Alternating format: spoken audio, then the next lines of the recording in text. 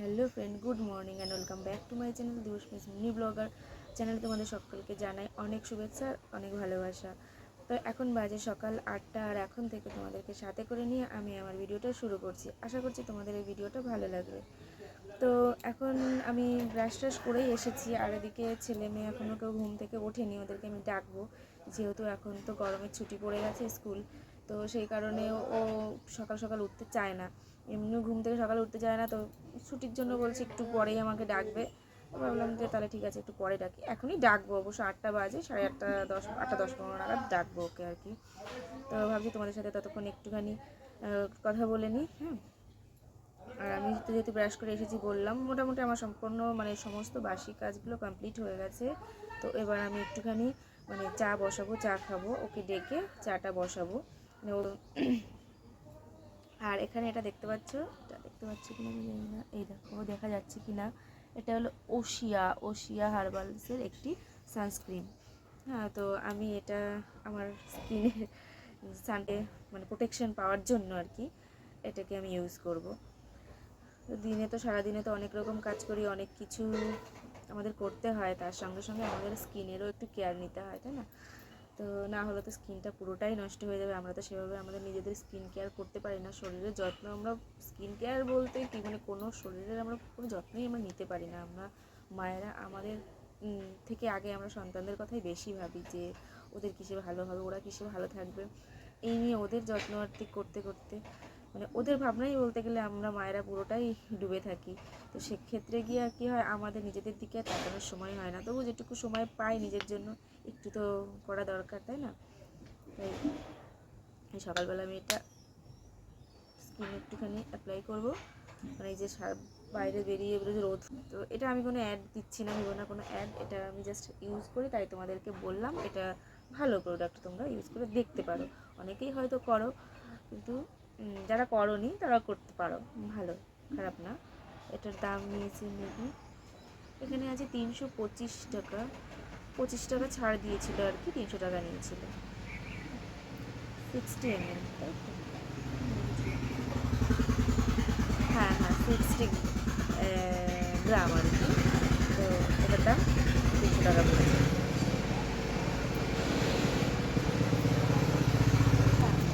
দেখে দিবি সেটা মোটামুটি আছে কিনা বলতে পারছি না, নেই, তাও 1 মিনিট। তো যেটা শেষ হয়ে গেছে, লিপ বাম শেষ হয়ে গেছে, আবার আনতে হবে। তো মনে হচ্ছে গরমের সময় এখনও লিপ বাম। হ্যাঁ গো, আমার স্কিনটা খুব ড্রাই গো, প্রচণ্ড ঠোঁট টোট শুকিয়ে থাকে, টান টান হয়ে থাকে, তার জন্য এটা আমাকে 12 মাসে ইউজ করতে হয়। ছোটো আয়না, তখন ওটা আমি এমনি আয়না ছাড়াই মেখেছি, তোমাদের ভিডিওর দিকে তাকিয়ে তাকিয়ে।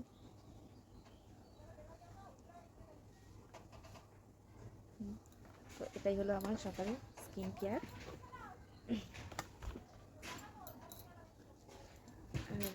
এটা আমি হলাম বাইরে বসে আছি, আমাদের তো ঘর ভেঙেছে, তোমাদের আগের ভিডিওতেও বলেছি।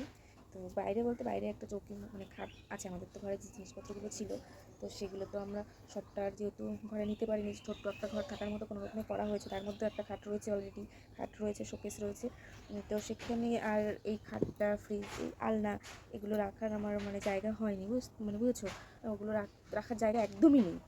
এমনি ওই খাটটা শোকেসটা রয়েছে, তাই চলাফেরার জন্য একদমই যে সামনে জায়গা একদমই কম, তো সেখানে এগুলো আর তো ঢোকানোর জায়গা হবেই না।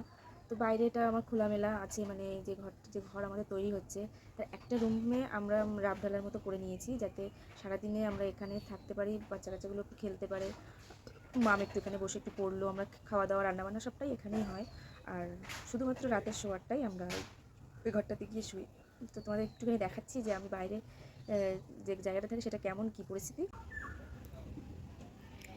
এই দেখো, এই খাটটা বাইরে পাতানো রয়েছে, এই যে দেখো কোনো কিছুই ঢোকাতে পারিনি, ফ্রিজটাও ঘরে রাখতে পারিনি, সেটাকে এই যে প্লাস্টিক দিয়ে বেঁধে মুড়ে রেখেছি যাতে বৃষ্টি টিষ্টি হলে জল টল না পড়ে। আর ওপরটা হলো এই যে ত্রিপল দেওয়া। এখানে কিন্তু আগেও বলেছি আমরা কিন্তু রাত থাকি না, শুধুমাত্র দিনটা। আর ওই যে আলনাটা, ওখানে জামা কাপড়গুলো রেখে দিয়েছি, কারণ ওটাও ঘরে রাখার জায়গা নেই, আর যাও বা একটু জায়গা আছে সেখানে ওটা রাখলে সেইভাবে জামা কাপড় রাখা যায় না, তারপরে প্রচণ্ড ইঁদুরের উৎপাতে সমস্ত জামা কাপড় কেটে ফেলে, যার জন্য। তো এটা হলো আমার কাঠের উনুন, এখানে কাঠে রান্নাবান্না করা হয়। আর এই যে সাইডে গ্যাস, আর এই দেখো মেজরটা এই যে এরকম রাব ঢালাই করে রেখেছি। আর এখানে হলো এই যে আমার সেলাই মেশিন, আমি এখানে বসে কাজ করি। তো আজকে কাজ নেই, মানে মালটা কালকে নিয়ে গেছে ওনাদের, আবার কে একজন মারা গেছে, তো সেই কারণে কাজটা দেয়নি, দেখি আজ দেয় নাকি, তার জন্য এখন একটু ফ্রি আছি। তো ঠিক আছে বন্ধুরা, তোমরা তো দেখলে আমি বাইরে কোথায় থাকি, এবার চলো আমি ঘরটা দেখাই তোমাদের।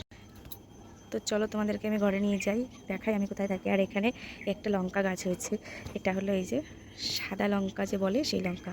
এর আগে অনেক লঙ্কা ধরেছিল, তখন আবার তারপরে আবার গাছটা কেটে দেওয়া হয়েছিল, মানে ছেটে দেওয়া হয়েছিল। আর তারপর আবার এই যে বড় করে চারিদিকে ডালপালা ছেড়েছে। কয়েকটা হয়েছিল, কিন্তু আমার ছেলে প্রচণ্ড মানে কোনো কিছু গাছে রাখে না, খুব দুরন্ত, গাছের লঙ্কা পাতা সব ছিঁড়ে একাকার করে। এই দেখো সব কিছু কেটে কেটে, দেখো সব কিছু গাছের মাথাগুলো সব কেটে ফেলেছে। এই দেখো এই একটা ফুল গাছ মাথা কাটা, তারপর এই একটা ফুল গাছ দেখো মাথা কাটা, সমস্ত ফুল গাছ গাছের সমস্ত কিছু মাথা কেটে কেটে ফেলে দিচ্ছে। তো চলো তোমাদেরকে ঘরে নিয়ে যাই।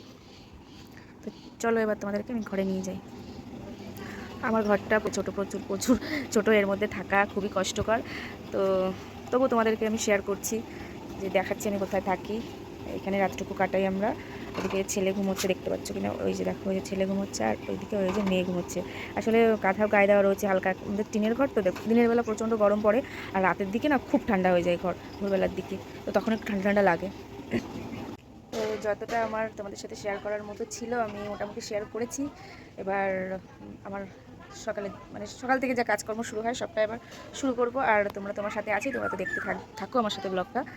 আর ও হ্যাঁ, পুরো যে ঘরটা আমাদের তৈরি করা হচ্ছে সেই ঘরটা আমি তোমাদেরকে দেখাইনি, দাঁড়াও সেটা একবার দেখিয়ে নিচ্ছি।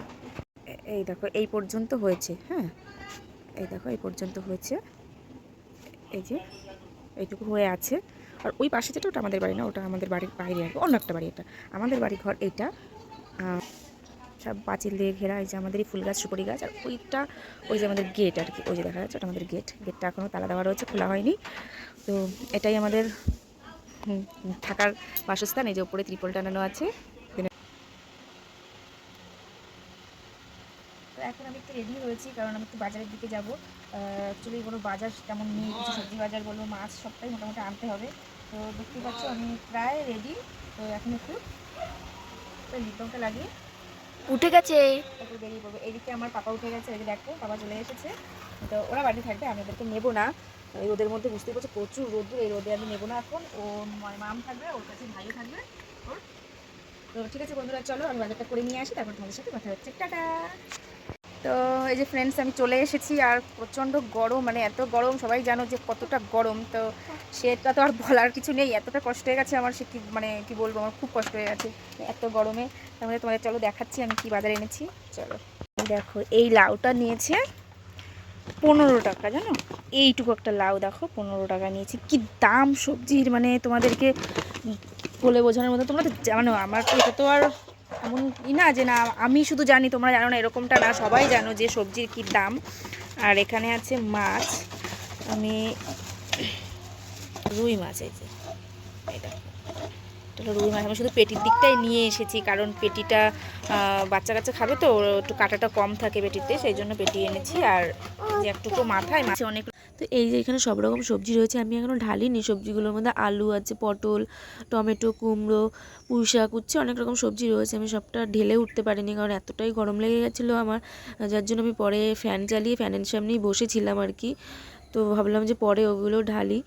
তো সবজিগুলো পরে ঢেলে নিয়ে তারপরে আমি ওই দেখো ওই যে ওখানে দেখো ওই উনুনের পাশে যে সবজির ঝুড়ি নিশ্চয়ই দেখতে পাচ্ছ, ওটার মধ্যে সবজিগুলো ঢালা হয়েছে কিছু কিছু।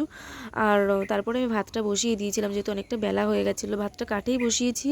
আর ভেবেছিলাম যে ভাতটা শুধু কাঠে করব আর তরকারিগুলো গ্যাসে করব, কিন্তু পরবর্তীতে আমি তরকারিটাও কাঠে করেছি, শুধু মাছটাই কারণ গ্যাসে ভেজেছিলাম, কারণ দেখলাম উনুনে প্রচণ্ড আগুন ছিল, পুরো একদম গনগন করছিল, এতটাই আগুন ছিল। তো ভাবলাম যে না, গ্যাসে থেকে কাঠেই করে নিয়ে, দেখবে কাঠের জালের একটা টেস্টই আলাদা।